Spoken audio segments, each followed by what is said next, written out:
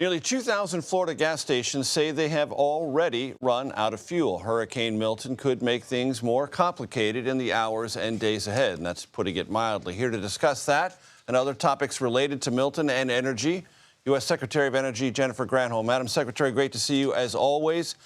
Talk to my audience about the fuel in Florida and what can or will be done to make sure people have it if they need it.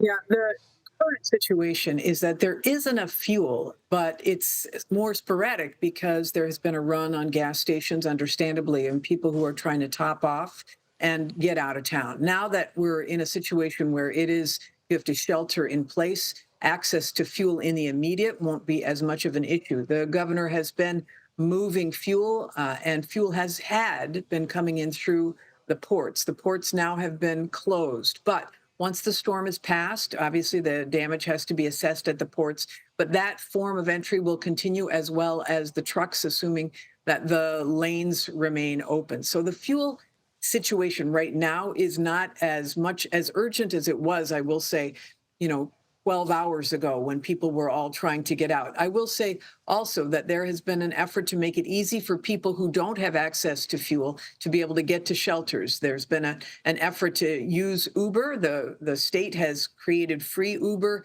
access if people are in their homes and still need to get to a shelter.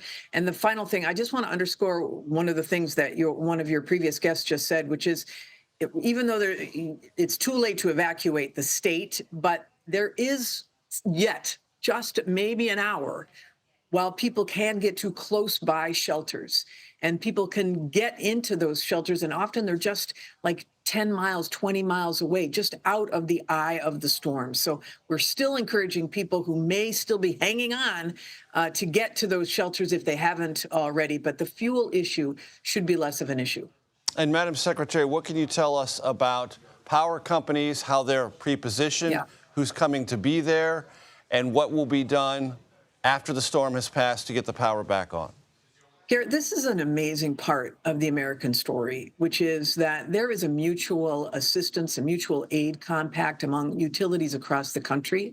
There are, right now, the latest number I have is 40 states have contributed. 40 utilities in 40 states are contributing personnel to go to Florida and pre-position themselves, and Canada as well is sending personnel from the utilities to be able to help restore once the storm is through. They are pre-positioned right now, either in or around Florida, waiting for the worst to go through so that they can get in there and quickly restore. And one other thing that people need to know, I mean, Florida really is very good at this. We expect there'll be millions of people without power, but Florida and Florida utilities have really done an amazing job at trying to harden their grid. So almost half of their distribution lines, for example, their grid lines, are underground right now. And that is a good way to make sure that they're not obviously whipped around in high winds. And that's an aspect of hardening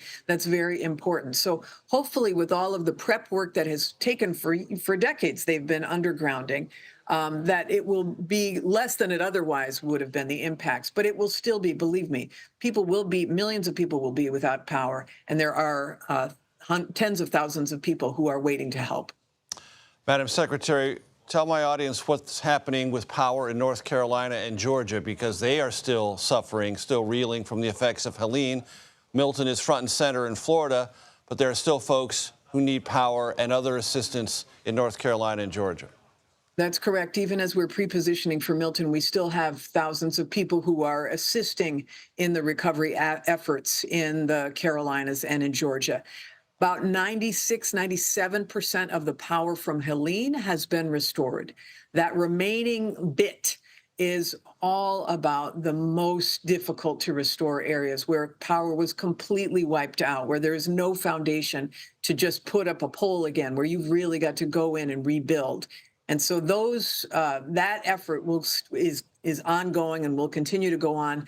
Note that the president has deployed about 1,500 National Guard troops to the states that are affected to really help move the heavy debris and the, cutting through the trees that have come down, et cetera. They may have to, those states, there may be a necessity to rebuild substations. That takes time to be able to do that. So the hardest and the most remote communities that haven't had an experience with hurricanes before and therefore hadn't had hardened infrastructure, those are the ones that will take some time to rebuild.